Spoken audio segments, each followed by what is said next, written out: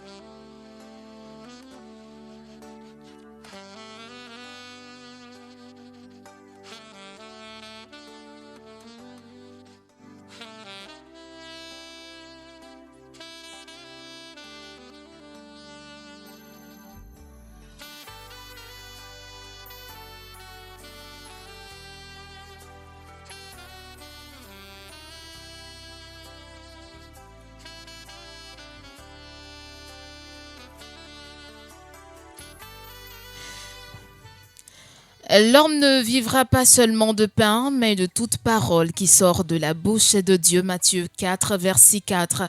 Eh bien, comme on le sait tous, la parole de Dieu, on en a besoin d'une manière ou d'une autre. Et donc, on ne se lassera jamais d'écouter de très belles paroles inspirées par les serviteurs de l'Éternel. Votre émission Rendez-vous Royal s'installe maintenant. Et vous le savez très bien, quand on parle de Rendez-vous Royal, on fait allusion à un fervent serviteur de l'Éternel avec qui nous allons aborder un sujet assez intéressant, croustillant. Merci bien de garder l'écoute parce que tout à l'heure, ce sujet va captiver votre attention. Bien entendu, vous aurez donc à nous appeler, poser des questions et même par la suite, si vous avez une histoire à raconter à l'homme de Dieu, n'hésitez surtout pas. On reçoit donc pour le tout autre numéro de Rendez-vous Royal, le prophète Zadi Zozoro. Bonjour. Comment vous allez ? Très, très bien. C'est un plaisir pour nous de vous avoir encore pour traiter un autre sujet assez croustillant. Merci beaucoup. Le plaisir vraiment partagé. Merci beaucoup. On va d'abord saluer les auditeurs de Radio La Voix Sainte. Nous bénissons ces auditeurs-là, que la grâce de Dieu soit le partage. Amen. Alors, serviteur de Dieu, aujourd'hui, le sujet m'a particulièrement interpellé. Mais bien avant de mettre sur table ce sujet, on va confier ce moment entre les mains de Dieu. Tout à fait. On va aller avec vous. Seigneur, tu es Dieu. Tu es le commencement et tu es la fin. Nous te confions ce temps. Permets que ce message édifie quelqu'un. Restaure le mariage de quelqu'un. Il y avait des crises, des palabres. Nous appelons ta paix. Et nous voulons garder quelqu'un dans son foyer et dans la paix du foyer au nom de Jésus. Amen. Amen. Et donc le terme est sorti dans la prière. Le sujet de ce jour ou le thème, comment garder ou protéger son mariage. Comment garder ou protéger son mariage. Je l'ai dit à l'instant. Et d'entrée de jeu, chers auditeurs, gardez attentivement l'écoute parce que à un moment donné, nous allons ouvrir une lucarne qui va vous permettre de nous appeler et également faire part de la situation que vous vivez à l'homme de Dieu. Et je donne le contact sur lequel vous pourriez nous joindre 01 41 80 00 01 01 41 80 00 01.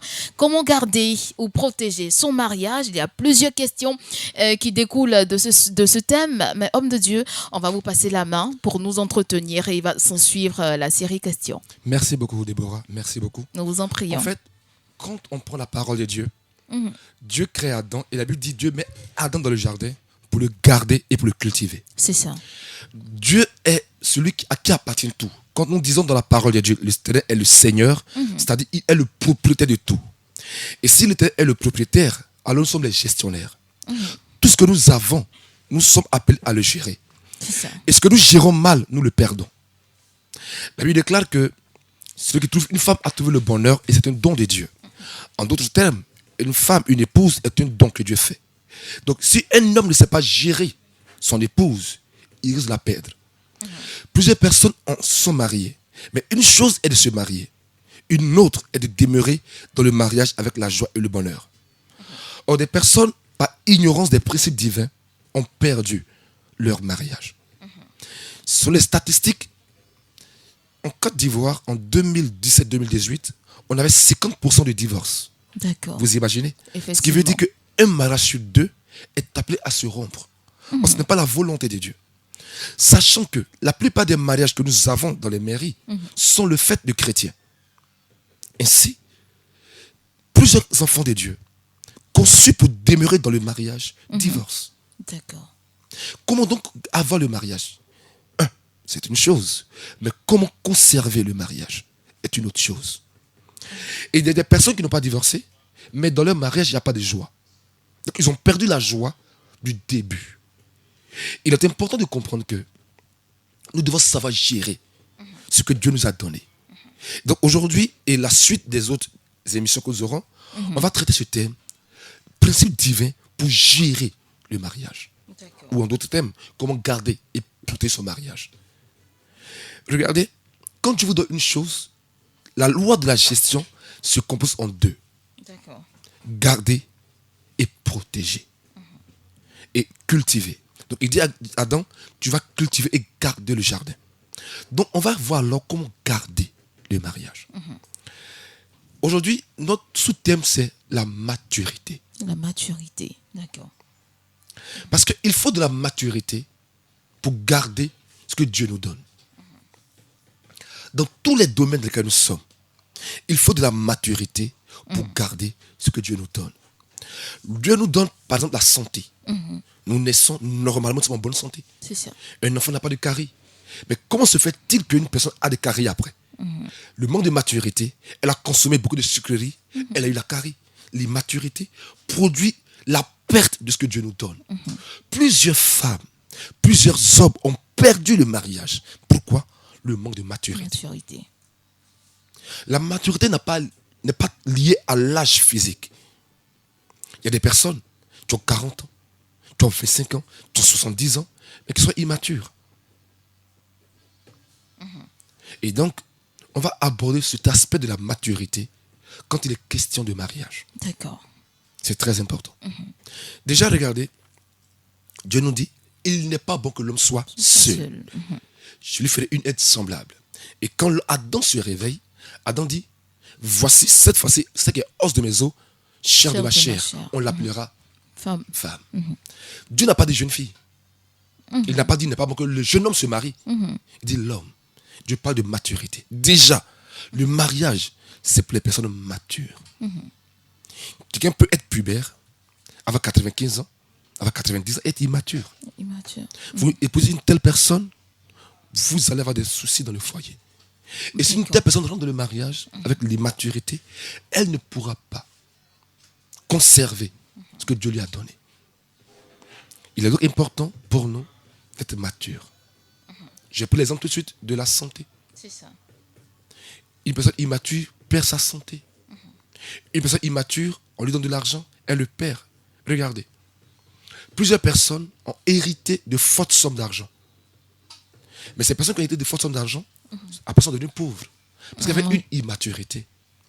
Il y a des gens qui ont joué au loto, qui ont joué au jeu du hasard, qui ont de fortes sommes d'argent. Regardez, selon des statistiques aux États-Unis, la plupart des personnes qui ont gagné aux loteries, 5 ans après, sont devenues plus pauvres qu'avant. Pourquoi? L'immaturité. Dans tous les aspects de la vie, lorsque vous êtes immature, vous perdez ce que vous avez obtenu. Maintenant, comment voir alors l'immaturité dans le cas du mariage? Comment voir l'immaturité dans le cas du mariage? La première chose qu'on va dire, c'est que une personne immature pense au présent et non au futur.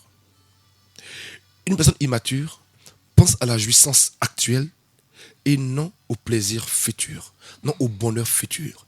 Elle sacrifie le futur pour le présent. Allons toujours. Je vais prendre des exemples, même au-delà du mariage, pour faire comprendre que l'immaturité amène à perdre ce que nous avons. Prenons une personne immature dans les finances. Elle reçoit une forte somme d'argent. On a pris des gens qui ont eu à gagner de la loterie, des jeux de hasard, 100 millions de francs CFA. Au début, elle commence à consommer.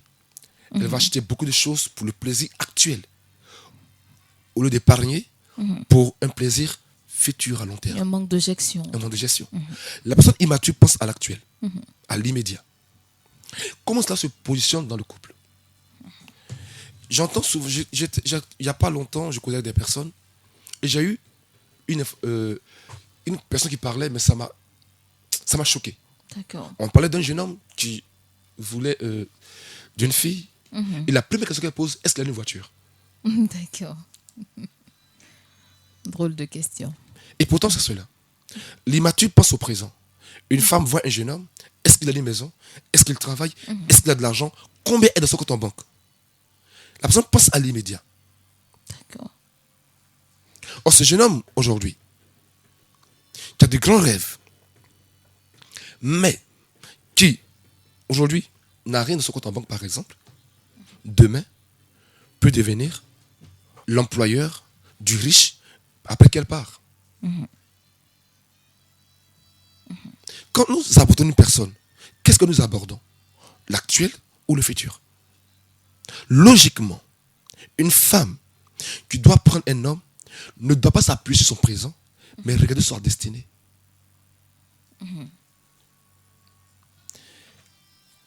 Dieu dit, il n'est pas bon que l'homme soit seul, je lui ferai une aide semblable.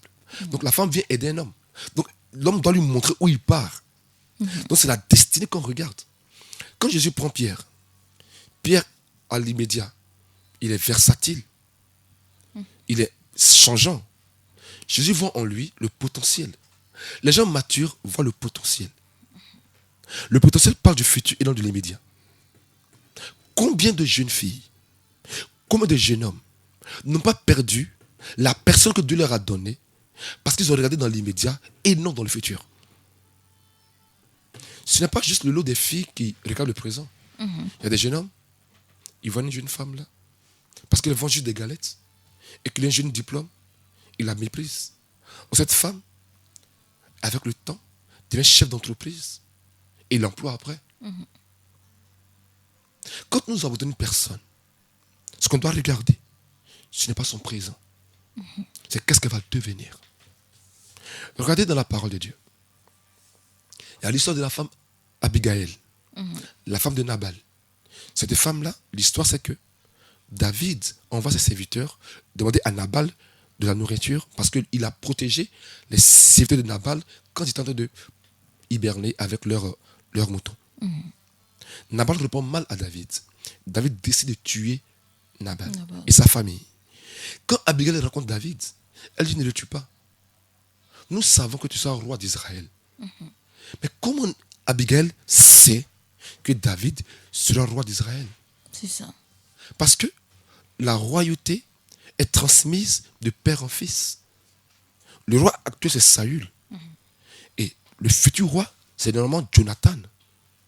D'autre part, quand Samuel oignait David comme roi, c'était dans le secret de la maison familiale. Donc personne ne le savait. Comment Abigail peut savoir que cet individu qui est en train de fuir Saül, son maître, sera roi? C'est la maturité. La capacité à voir dans un fuyard, dans un fugitif, dans une personne qui a tout perdu apparemment, le futur roi d'Israël. Voilà. Voyez-vous, Jésus dit quelque chose qui est très marquant, très, très, très, très fort et très poignant. Il dit, les fils du monde ont souvent plus de sagesse que les fils de la lumière. Mais c'est choquant. C'est choquant. Et souvent, et c'est vrai. J'ai ouï dire, j'ai entendu qu'il y a des filles dans le monde. Lorsqu'un homme vient vers elles, lorsqu'un jeune homme vient vers elles, elles vont consulter. Pour voir qu'est-ce qu'il va devenir. Donc elles veulent découvrir le futur de la personne. Voir son étoile avant de dire oui ou non. Mais qu'est-ce que les enfants de Dieu regardent? Combien il en compte? Immaturité. Comment une personne qui n'est pas de Christ peut dire, cet homme-là, ce n'est pas le présent que je regarde. Je vais consulter. Cet homme, qu'est-ce qu'il sera? Et quand on lui dit qu'il ne sera rien, elle le rejette. Quand on lui dit qu'il sera quelqu'un, mais dans 2 ans, 3 ans, elle le tourne et quand les 2 ans arrivent, elle se rapproche. Donc elle veut savoir quelle est sa destinée. Je pose une question à une sœur qui m'écoute aujourd'hui. Quand un homme t'aborde, qu'est-ce que tu regardes? sa voiture. Dieu emmène des hommes de qualité à des jeunes filles. Et elles les perdent. Dieu emmène des filles de qualité à des jeunes hommes. Et ils les perdent. Plusieurs échouent dans la vie. Plusieurs souffrent aujourd'hui. Pas parce que Dieu ne les a pas visités. Mais parce que ils n'ont pas eu le discernement pour reconnaître quand Dieu les a visités. C'est ce que Jésus a dit même à Jérusalem. Et Jérusalem, tu t'es prophète.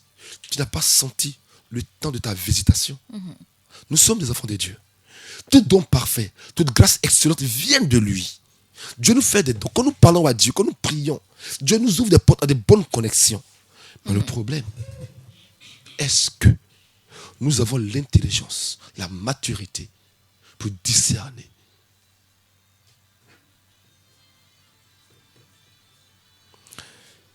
Comme je l'ai dit tantôt, ça va dans tous les aspects.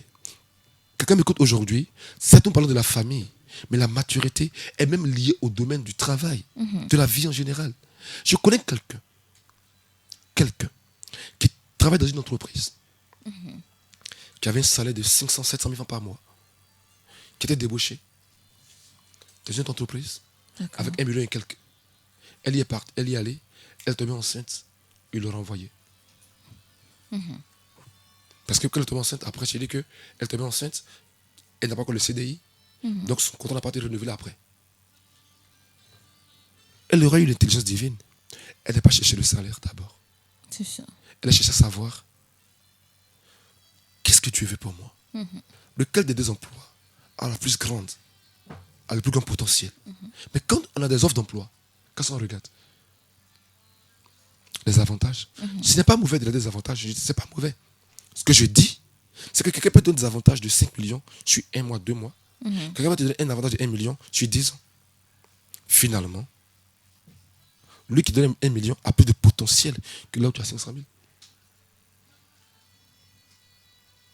La maturité. Première chose qui fait que des personnes perdent ce que Dieu leur donne. Il y a des jeunes filles, il y a des jeunes hommes. Regardez, il y a des filles qui ont eu des opportunités de se marier. Des opportunités, des gens sont venus vers elles. Elles se voient trop belles. Donc, ce n'est pas encore le temps. Elles préfèrent tourner. D'accord. Mais c'est l'immaturité.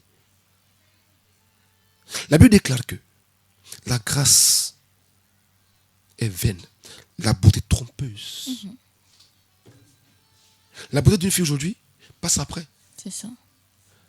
Quand aujourd'hui on regarde les femmes, les miss de 2000, de 80, elles sont toujours belles. Mais l'âge a fait qu'elles n'ont plus la même beauté qu'aujourd'hui. Le temps du mariage est arrivé, elles n'ont pas su maintenir ce que Dieu leur a donné. Je suis trop belle. Je préfère avoir 2, 3, 4, 5 copains. Immaturité. Voyez-vous, l'une des causes majeures, c'est cela. L'immaturité. Comment se montre l'immaturité? Premièrement, comme je l'ai dit aujourd'hui, ça nous montre une gestion, une vision à court terme. On veut le plaisir immédiat et non le plaisir à long terme. La deuxième chose qui montre l'immaturité d'une personne, c'est quoi? C'est que les personnes immatures ont un problème pour gérer leurs émotions. On a tous des émotions. On a tous des émotions. Mais la maturité d'une personne lui permet de maîtriser ses émotions.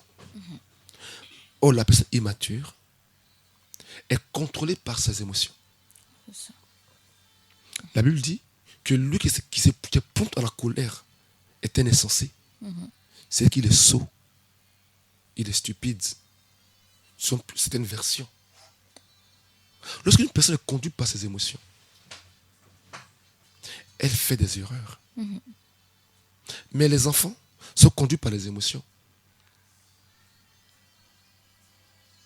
Il a faim, il pleure.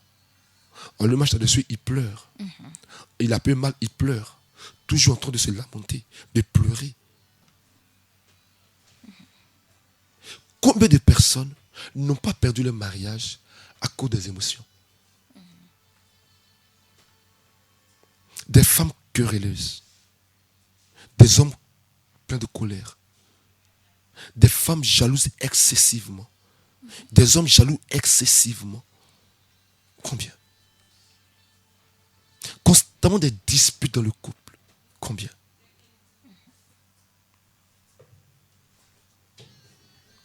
L'homme naturellement était créé libre. Quand je parle de l'homme, je parle de l'être humain. L'être humain a été créé libre par Dieu. Donc, lorsque vous voulez le maintenir dans un enclos, le contrôler, il va s'envoler. Il y a des personnes, parce qu'elles ne croient pas en elles, elles ont eu une jalousie excessive.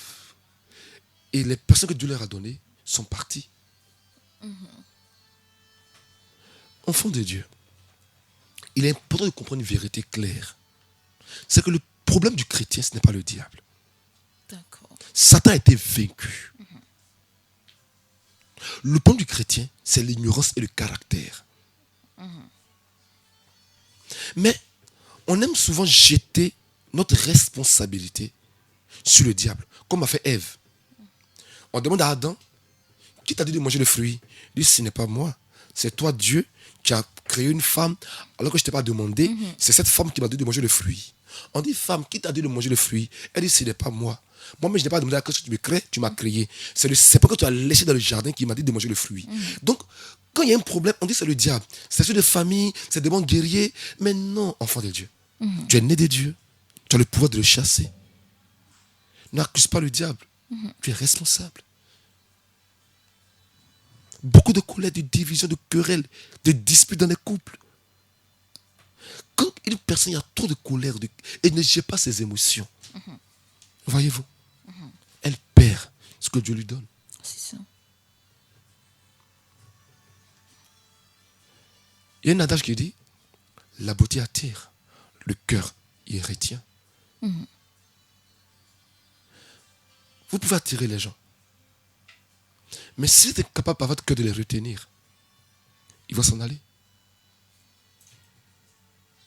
Voyez-vous? Je prends l'exemple du mariage.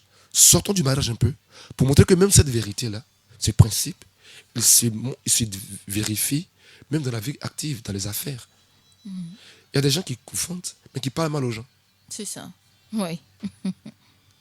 S'il a une position de monopole, tu vas venir acheter chez lui parce qu'il est le seul qui le vend. Effectivement. Mais s'il a la concurrence, tu iras ailleurs.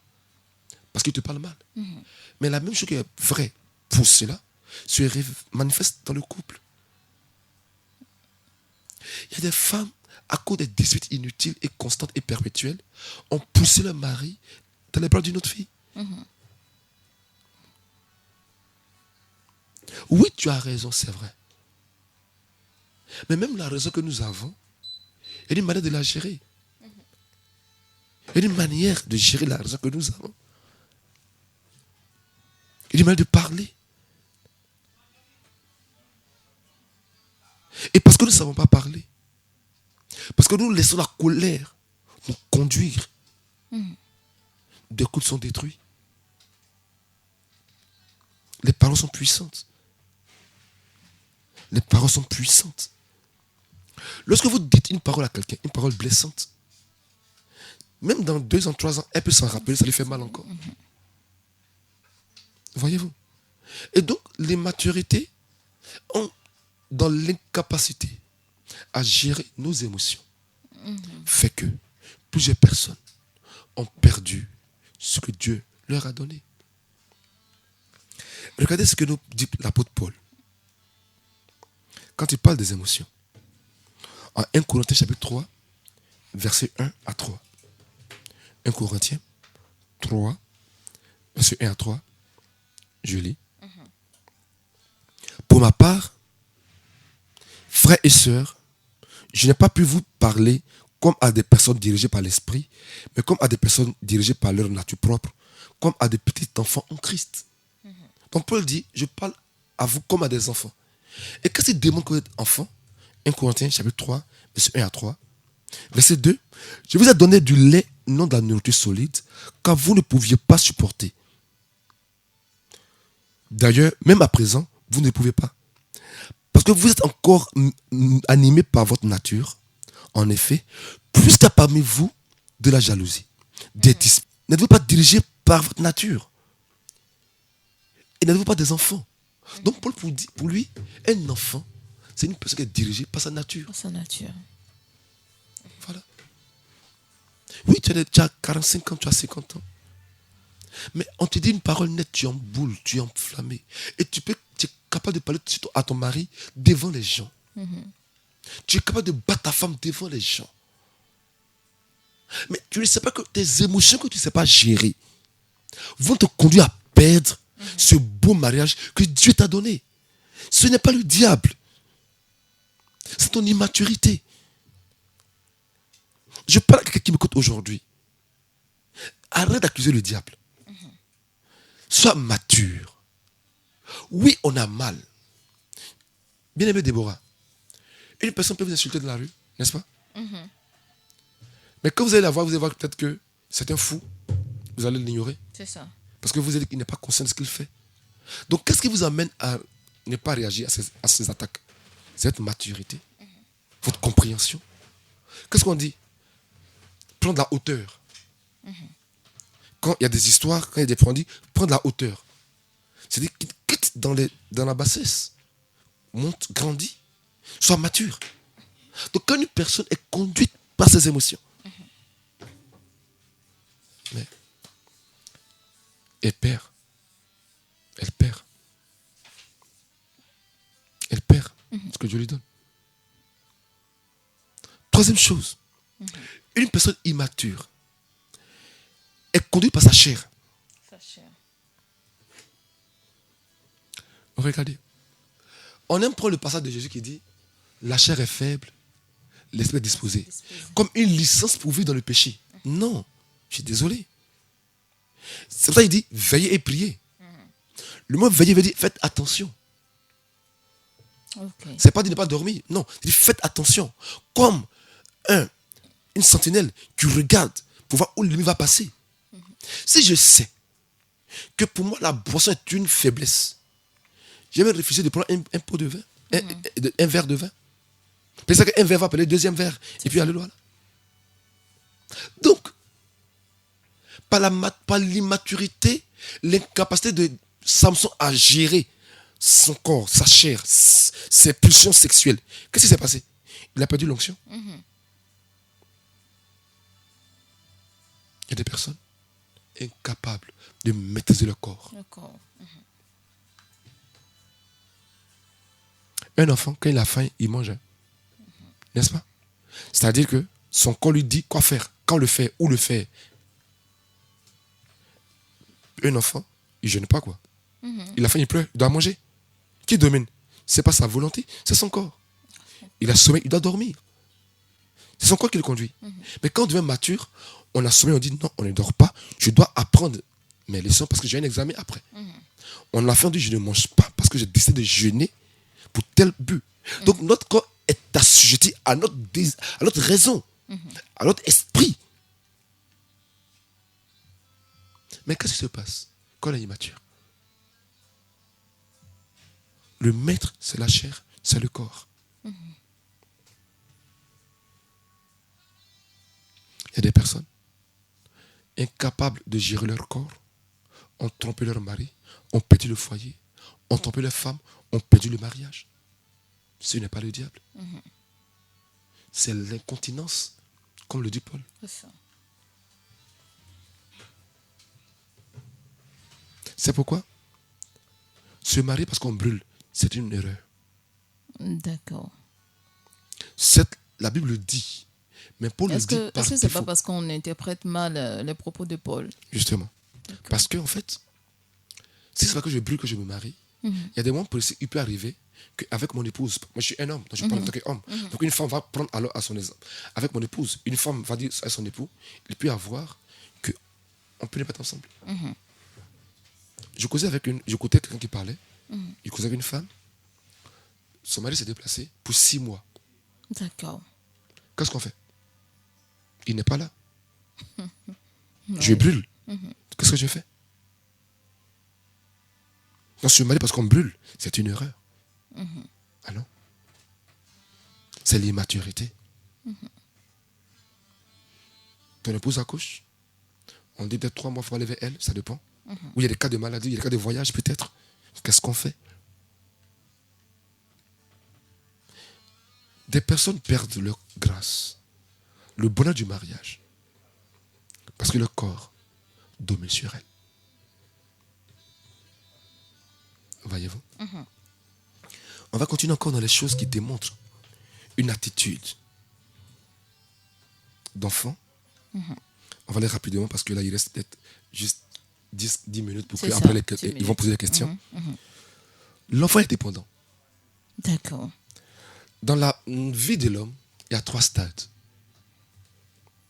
Il y a le stade de la dépendance, il y a le stade de l'indépendance, il y a le stade de l'interdépendance. Quand on est enfant, on dépend de tous.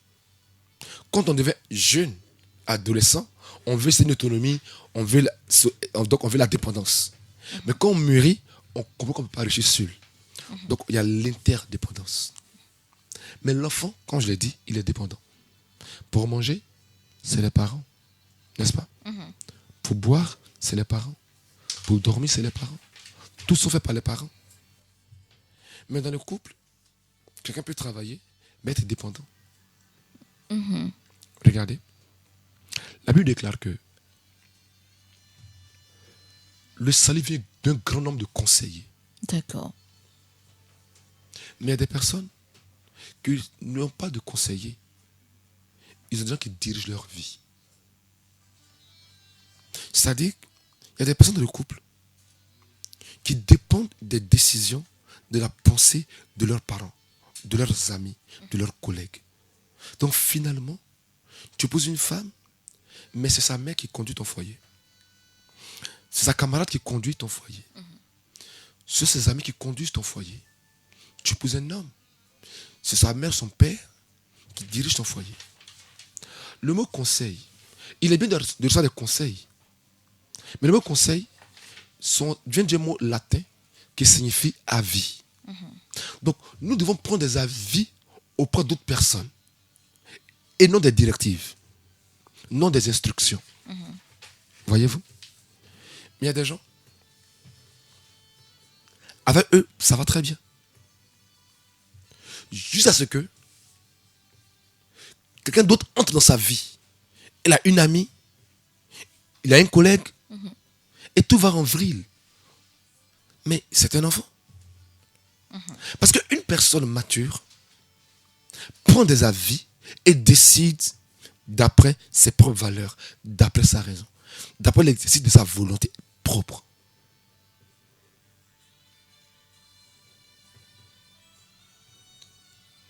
Combien de personnes ont perdu leur couple, ont perdu l'argent de leur foyer, parce qu'ils ont commencé à fréquenter de mauvaises personnes?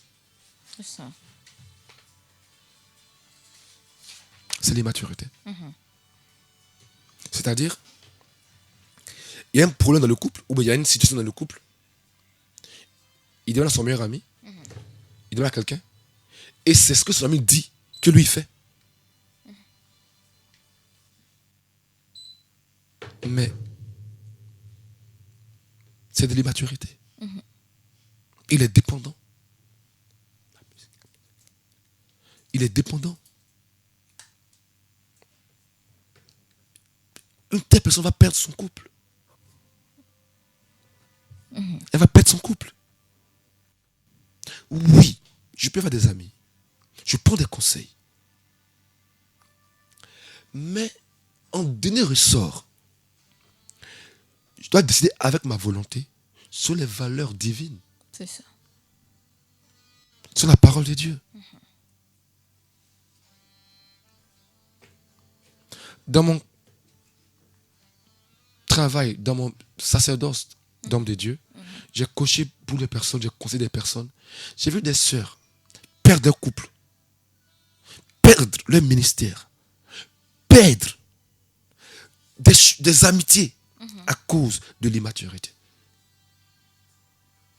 C'est-à-dire, tellement qu'on lui dit quelque chose, elle ne réfléchit même pas. D'accord. Elle ne réfléchit même pas. Donc c'est un enfant à qui on dit, fais, ne fais pas. Fais, ne fais pas. Non. À un enfant, on lui dit fais, ne fais pas. Mais une personne grande, on ne lui dit pas ça. Mais elle a des amis. Mais elle a des amis peut-être qui ont une influence sur elle. De telle sorte que ces décisions ne sont en fait plus ces décisions. Lorsque Paul, dans 1 Corinthiens chapitre 7, parle du mariage, il dit que si un père veut marier sa fille, il fait bien. Mais Paul donne une clé pour décider. Il dit lui qui décide de sa propre volonté, sans contrainte, en décidant dans son cœur. Il dit sa propre volonté, sans contrainte, en décidant dans son cœur. Mais il y a des gens qui ne décident pas dans leur cœur. C'est les autres qui le font décider. D'accord. C'est de l'immaturité. C'est dit, c'est dans tous les compartiments de la vie. De la vie en réalité. D'accord. En fait, ce que nous prêchons la vie. Un enfant de Dieu est appelé à régner dans la vie. Cet enseignement, il s'apparente dans tous les domaines de la vie. Soyons matures. Je prends des conseils. Mais je dis, Dieu, qu'est-ce que tu en penses? Qu'est-ce que tu dis? Donc l'immaturité a fait que des gens ont perdu le couple. Elle marche avec quelqu'un. Le jeune frère, il est bien. Dieu, dans le monde, son ami dit, il ne me plaît pas. Il est comme si net, automatiquement. Et malheureusement, il y a plusieurs sœurs ou plusieurs frères qui ont perdu leur conjoint ou leur conjointe au profit de leur ami. D'accord. C'est-à-dire, tu as une sœur, il y a une jeune qui vient vers toi, ton ami te dit non, il est comme ça, il est comme ça, puis tu te rends compte après que ton ami qui disait ça, elle le marie après. Mais tu es immature. Oui, on peut lui donner des avis. Un conseil est un avis. Un conseil n'est pas une instruction. Même Dieu, il nous dit quoi? Voici la vie et la mort. Choisis la vie et tu vivras. C'est ça. Dieu n'impose pas quelque chose à quelqu'un. Il y a des personnes. Il y a un défi dans le couple. Il doit appeler sa maman d'abord pour dire, moi tu dis quoi? Puis sa maman dit fais, puis il fait. D'accord. Mais c'est un bébé. Vraiment. Attention. Il y a des filles. Et c'est un mec qui dit, non, tu as fait 3 enfants, c'est trop. Tu as fait 2. Et puis elle fait 2. Elle ne s'entend pas avec son conjoint, son époux. Pour dire, qu'est-ce qu'on décide, nous deux? Les gens disent, Dieu peuvent te donner des conseils. Mais Dieu dit, décide sans contrainte. Avec l'exercice de ta propre volonté. Mais souvent, c'est la volonté tierce qui dirige les couples. D'accord. Là, je vais aborder un point capital. Nous sommes dans une culture africaine et la belle famille est importante. Mais attention, que les beaux-parents ne conduisent pas ton couple. Je parle à quelqu'un. Ah non. Que les beaux-parents ne conduisent pas ton couple. Dieu dit l'homme quittera son père et sa mère. Ce n'est pas juste quitter physiquement, même émotionnellement. Ton père ne peut pas conduire ton mariage de là où il est. Mais ça arrive dans les couples. Ça arrive dans les couples. Et la joie du mariage est perdue. La joie est perdue dans le couple. Et c'est triste. C'est triste. Soyons matures. Prenons les avis. Écoutons. Et si ce qu'on nous a dit est vrai, on décide avec. Sinon, on dit non, je ne fais pas, je fais ceci. Donc l'immaturité, c'est aussi ne pas prendre des décisions par soi-même. C'est ça. Être très influençable. Être très influençable. Et pour ce thème d'aujourd'hui, le dernier point qu'on aborde, c'est que l'enfant, il est égoïste. Une personne qui est enfant, c'est toujours moi. Moi. Moi. Si tout le monde a fait que lui, il est rassasié, gloire à Dieu. C'est pourquoi l'un des signes qu'un enfant de Dieu est mature, c'est qu'il intercède. D'accord. Quand ta vie de prière, ce n'est que toi seul, tu as un problème.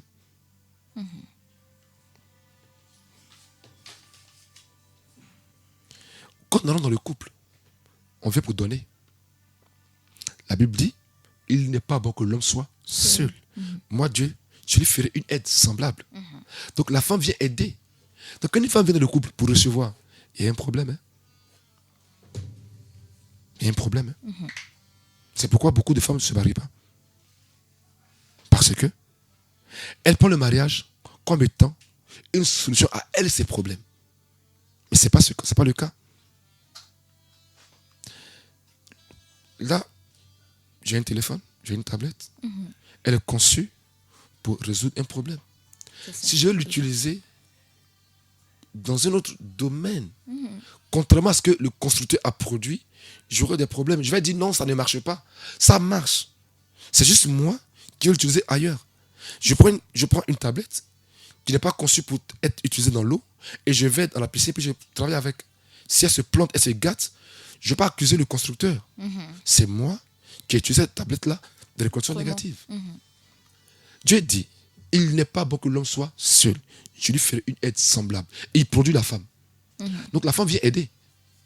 Mais quand une femme vient dans le mariage et qu'elle se dit que le mariage est fait pour elle l'aider, il y a un problème. Des gens viennent dans le mariage, ils font les choses que lorsque ça les arrange. Non. Dans le mariage, bien-aimé Déborah, on vient donner. La femme vient donner à l'homme. Elle amène l'homme d'une position où il était pour le conduire dans une autre position.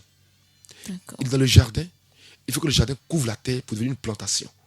L'homme vient aussi donner. Donc on n'est pas égoïste dans le mariage.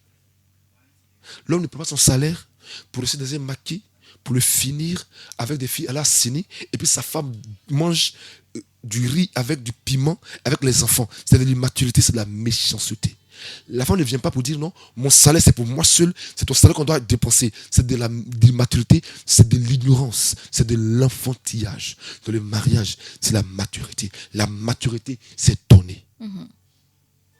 Plus je suis égoïste. Et quand on est égoïste, on ne reçoit pas. C'est ça. Parce que lui qui donne, reçoit davantage. Il faut changer les paradigmes, c'est-à-dire les systèmes de pensée.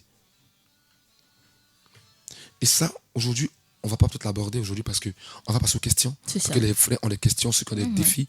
Mais il faut que la sœur comprenne que Dieu dit, le mariage c'est fait pour que la femme aide l'homme.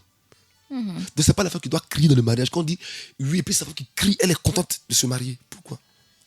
C'est l'homme. Dieu dit, lui qui a trouvé une femme a trouvé le bonheur. Donc, bien aimé, c'est la Bible qui dit, lui qui a trouvé une femme a trouvé le bonheur. Donc entre les deux qui doit être heureux. Voilà, c'est pas la femme.